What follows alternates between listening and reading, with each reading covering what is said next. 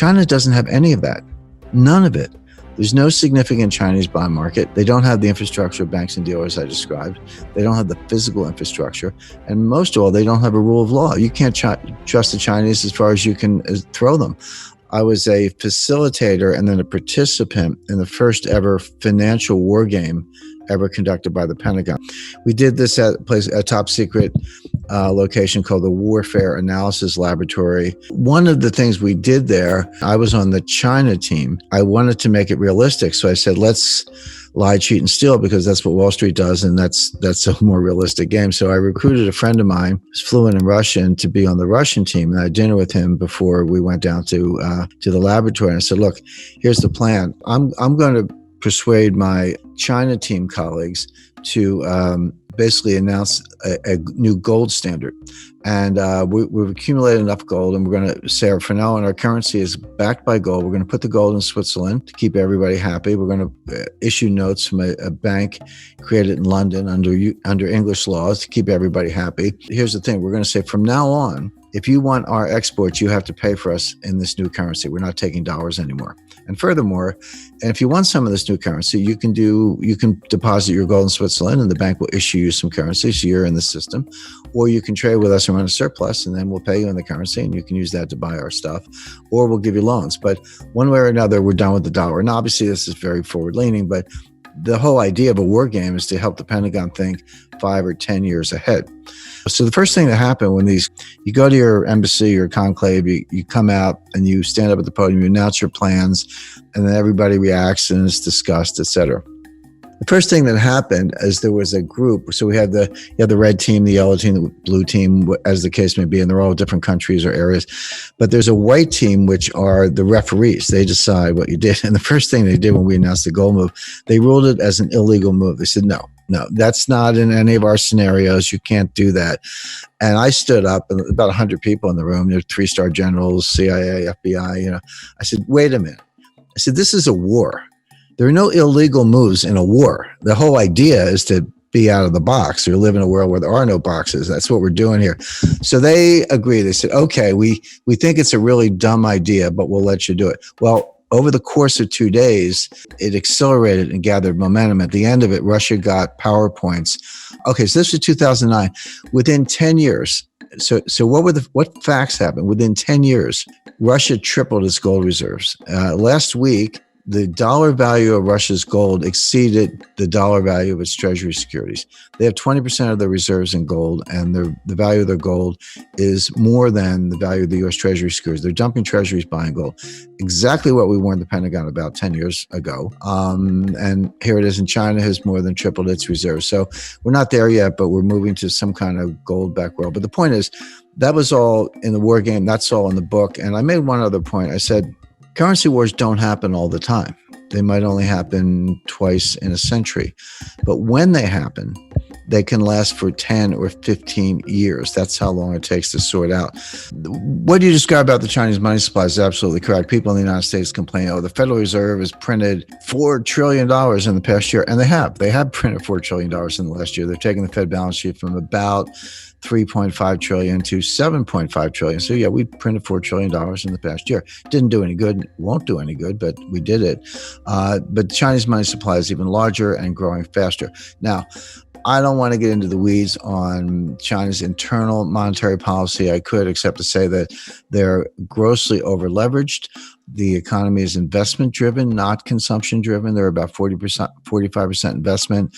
The U.S. is about 25% investment. So that gives you some idea of how investment is to the Chinese, which is actually okay if you're investing in productive assets that pay the way. They're not. They're wasting the money. I've been to China many times, been going back and forth there for 35 years. I've been out in the countryside. I don't just stick to the hotel lobby in Beijing. I got mud on my boots visiting these ghost cities.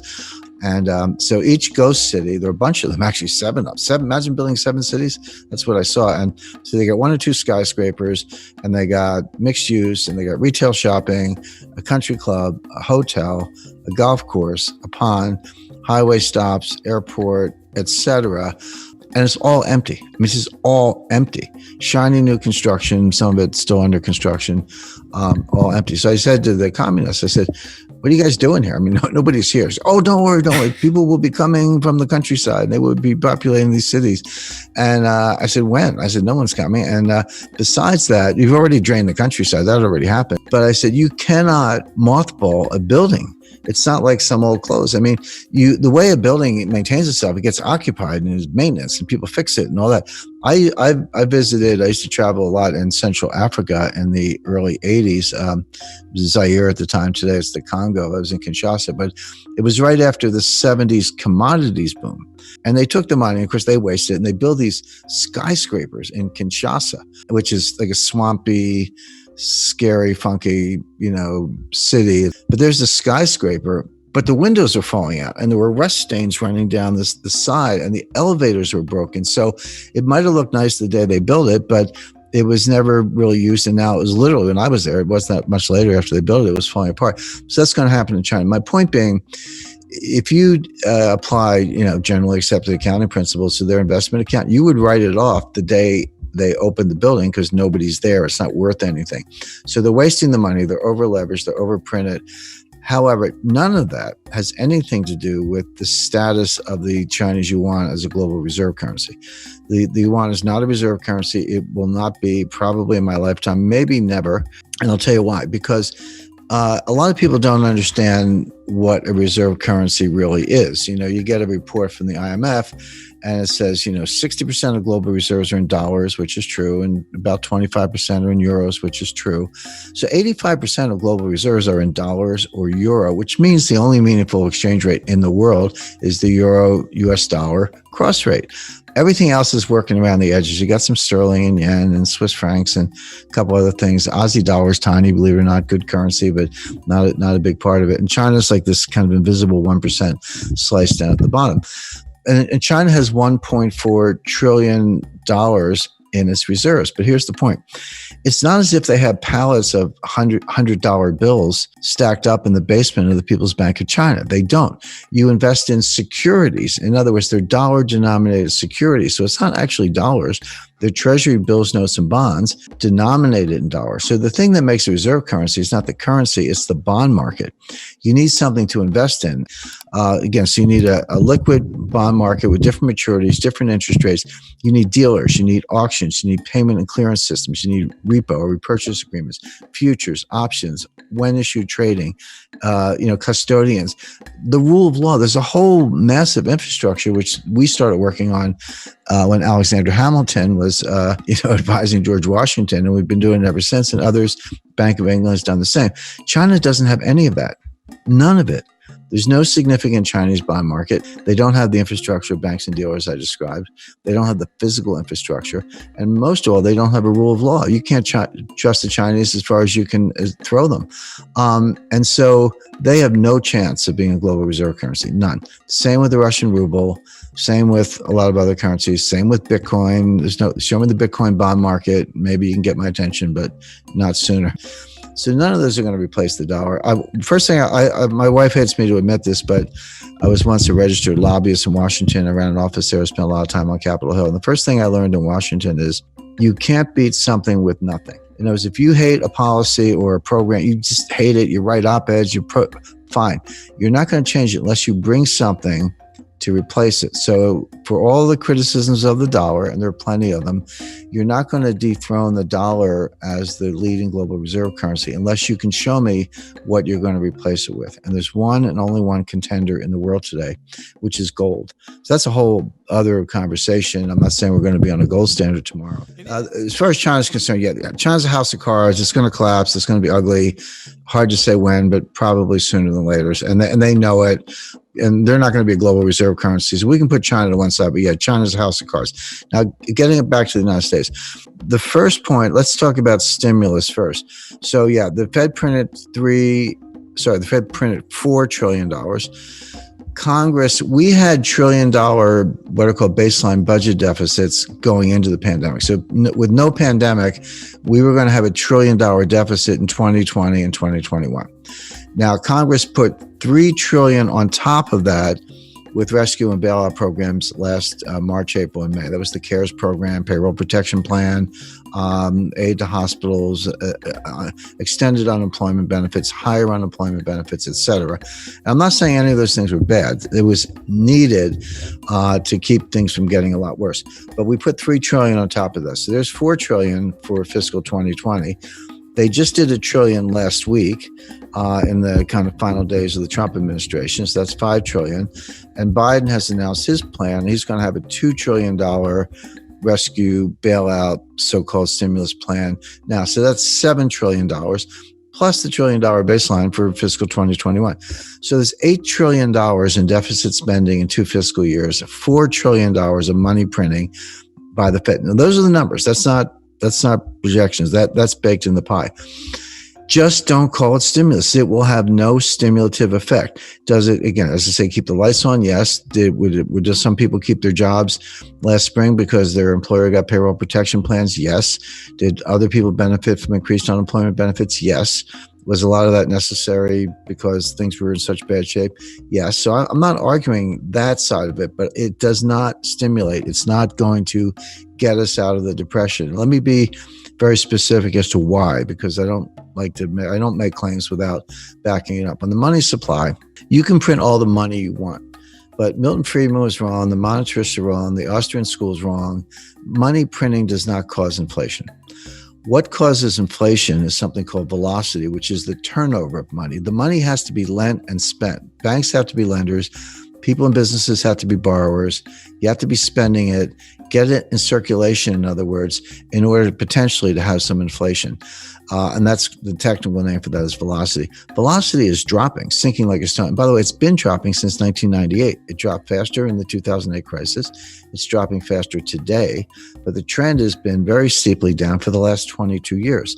And so, nominal GDP, so the dollar value of all goods and services, leaving aside inflation, that's what we mean by nominal value. Nominal value of gross domestic product is money supply times velocity. How much money is there and how much does it turn over? Multiply one by the other, and that's your nominal GDP.